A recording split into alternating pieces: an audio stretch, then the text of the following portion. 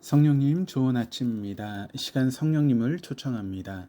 오늘도 내 안에 오셔서 하나님을 기쁘시게 드릴 것을 소원하게 해주세요. 오늘 말씀을 통해 구체적으로 무엇을 해야 할지를 깨닫게 해주세요. 깨달은 것을 삶 속에서 실천할 수 있도록 도와주세요. 아멘. 오늘 함께 나누실 하나님 말씀은 출애굽기 1장 15절에서 22절까지 말씀입니다. 애굽 왕이 히브리 산파 십부라라 하는 사람과 부하라 하는 사람에게 말하여 이르되, 너희는 히브리 여인을 위하여 해산을 도울 때 그 자리를 살펴서 아들이거든 그를 죽이고 딸이거든 살려두라. 그러나 산파들이 하나님을 두려워하여 애굽 왕의 명령을 어기고 남자 아기들을 살린지라. 애굽 왕이 산파를 불러 그들에게 이르되, 너희가 어찌하여 이같이 남자 아기들을 살렸느냐? 산파가 바로에게 대답하되, 히브리 여인은 애굽 여인과 같지 아니하고 건장하여 산파가 그들에게 이르기 전에 해산하였더이다. 하나님이 그 산파들에게 은혜를 베푸시니 그 백성은 번성하고 매우 강해지니라. 그 산파들은 하나님을 경외하였으므로 하나님이 그들의 집안을 흥왕하게 하신지라. 그러므로 바로가 그의 모든 백성에게 명령하여 이르되, 아들이 태어나거든 너희는 그를 나일강에 던지고 딸이거든 살려두라.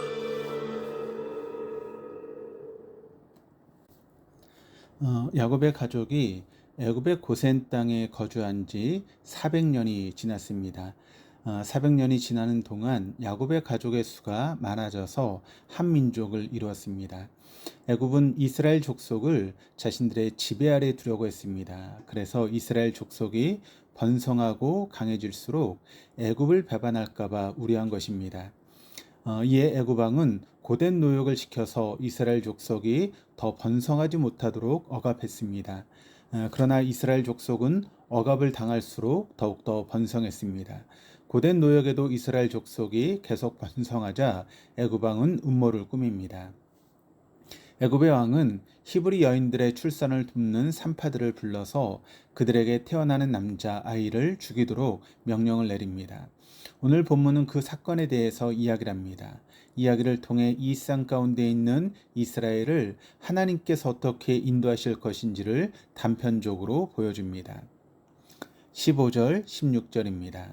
애굽 왕이 히브리 산파 십부라라 하는 사람과 부하라 하는 사람에게 말하여 이르되, 너희는 히브리 여인을 위하여 해산을 도울 때에 그 자리를 살펴서 아들이거든 그를 죽이고 딸이거든 살려두라. 애굽의 왕은 히브리 산파 2명에게 명령을 내립니다. 히브리 산파라고 하는 말은 그들이 히브리인이거나 혹은 히브리인을 위한 산파를 의미합니다. 그래서 이 산파들을 애굽 사람으로 보기도 하고 히브리 사람으로 보기도 합니다. 두 견해 중에 산파들을 히브리인으로 보는 이유는 당시 신과도 같은 애굽 왕의 명을 거스리고 하나님을 두려워했기 때문이기도 하고, 또한 이들의 이름이 히브리어로 아름다움과 찬란함이라고 하는 뜻의 시브라와 부하이기 때문입니다. 또한 2명의 산파에게 명령한 것에 대해서도 이견이 있습니다. 당시 인구와 비례하여 더 많은 산파가 있었을 것이기 때문입니다. 이 2명의 산파가 여러 산파들의 관리자이거나 혹은 여러 명 중 대표적인 2명만을 기록한 것이거나 또는 두 산파만이 애굽 왕의 명령을 거역했을 것이라는 의견들이 있습니다. 본문의 내용만으로는 이것에 대해서 더 이상 추정하기는 어렵습니다. 그러나 그것이 문제되지는 않습니다. 본문이 분명하게 말하고자 하는 것은 하나님을 경외하는 2명의 산파로 인해서 왕의 계획이 이루어지지 못했다라고 하는 것이기 때문입니다. 애굽의 왕은 두 산파에게 명령하여 히브리인의 아들이 태어나면 죽이라고 명령합니다. 왕이 군인도 아닌 산파에게 자기의 손으로 받은 아이를 죽이라는 명령을 내릴 만큼 애굽 왕은 악했습니다.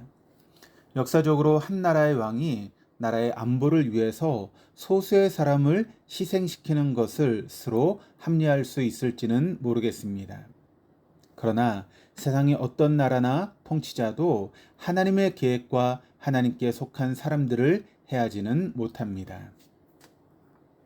그렇기 때문에 중요한 것은 세상에서의 성공과 실패를 두려워하며 살 것인가, 아니면 보이지 않는 하나님을 두려워하며 살 것인가가 중요합니다. 그런데 두 산파는 세상을 지배하는 힘이 아니라 하나님을 두려워했습니다. 그것을 오늘 본문이 말씀하고 있습니다. 17절입니다. 그러나 산파들이 하나님을 두려워하여 애굽 왕의 명령을 어기고 남자 아기들을 살린지라. 애굽 왕의 명령을 받은 두 산파는 하나님을 두려워했습니다. 왕이 신으로 섬겨지던 고대 애굽에서 왕의 명령은 천명이며 국법과 같았습니다. 명령을 어기면 형벌로 죽임을 당할 수 있습니다. 두 산파에게 왕의 명령은 두려웠을 것입니다. 그런데 두 산파는 왕을 두려워한 것이 아니라 하나님을 두려워했습니다. 그래서 왕의 명령을 따르지 않았습니다. 하나님을 섬기는 히브리인들의 남자아이를 죽이라고 하는 명령을 하나님을 두려워한 산파들은 따르지 않았습니다. 그들이 왕의 명령을 어긴 것은 하나님을 두려워했기 때문이라고 말합니다. 분명히 두 산파는 하나님이 누구인지 어떤 분인지 알았습니다.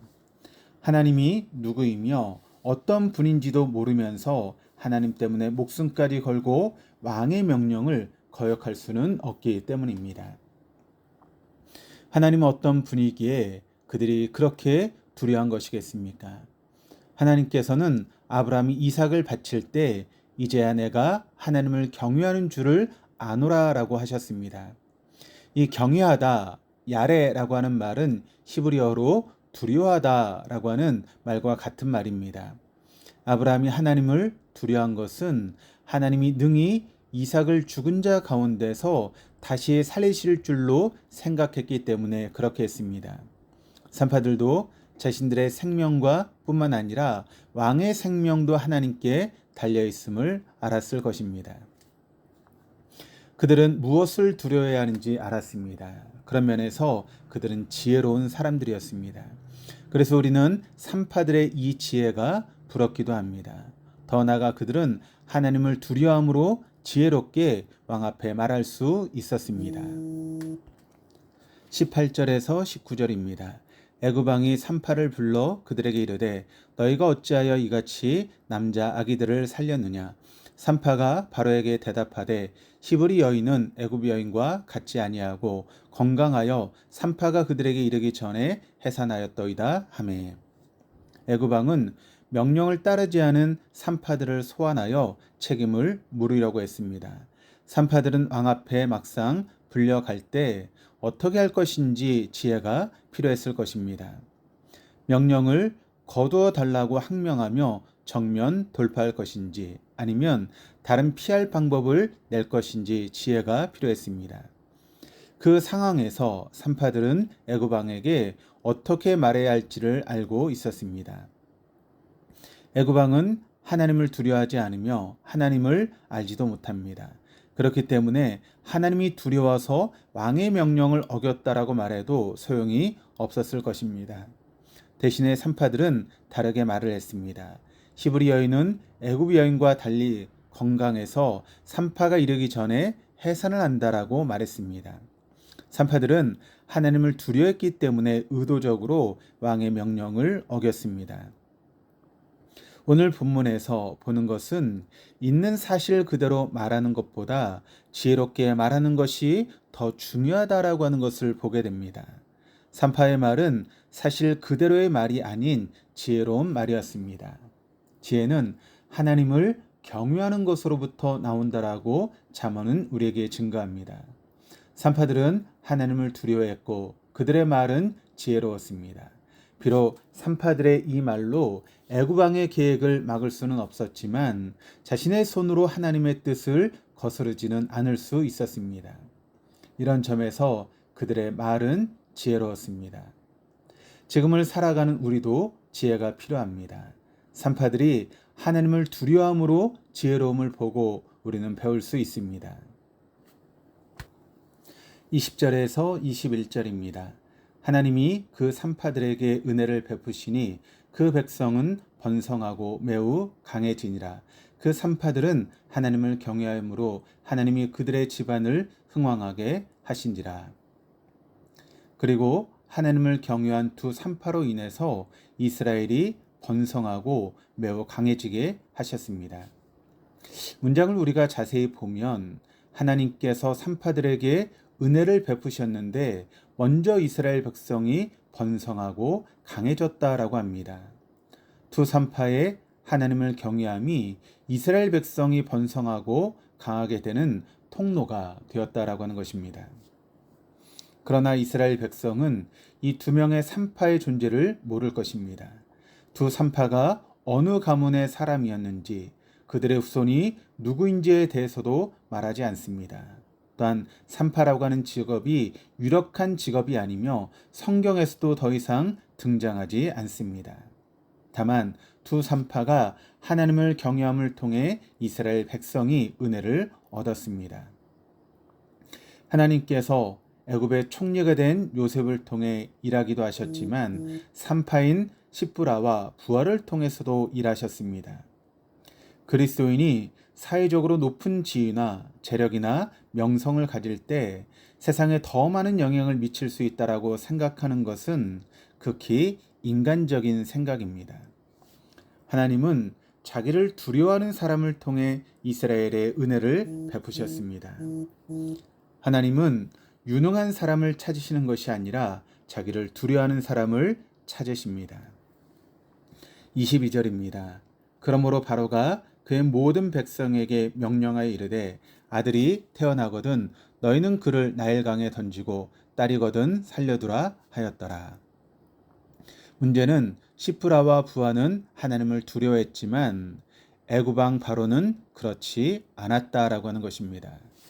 바로는 자신이 무슨 일을 저지른지도 모르고 자기와 자기 나라를 지키기 위해서 이스라엘 족속을 해하려고 합니다.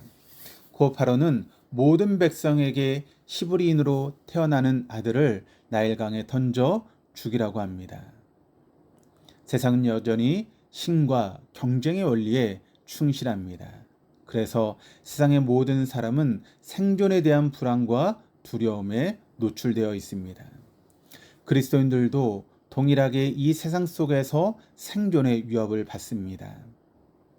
가난, 질병, 외로움, 소외, 평판, 죽음, 범죄 등 우리를 두렵게 하지만 오늘 본문에서 두 산파는 죽음의 두려움 속에서 하나님을 두려워했습니다. 그들은 하나님을 두려워함으로 죽음이 두렵지 않았습니다. 산파들과 마찬가지로 우리도 복음을 통해 알고 있습니다.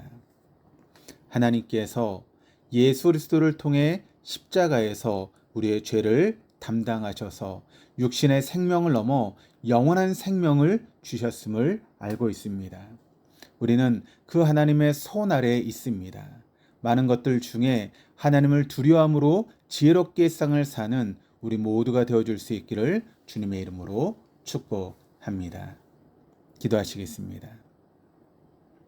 하나님, 세상에 영원히 두려워할 것은 하나님 한 분뿐이심을 고백합니다. 시프라와 부하처럼 두려워해야 될 것이 무엇인지 알므로 지혜롭게 살아갈 수 있도록 은혜를 베풀어 주시옵소서. 우리 주님 예수 그리스도만이 우리에게 참 생명을 주시는 분이심을 마음에 새겨 참 생명을 주시는 분을 두려워하게 하여 주시옵소서. 감사드리며 예수 그리스도 이름으로 기도드립니다. 아멘.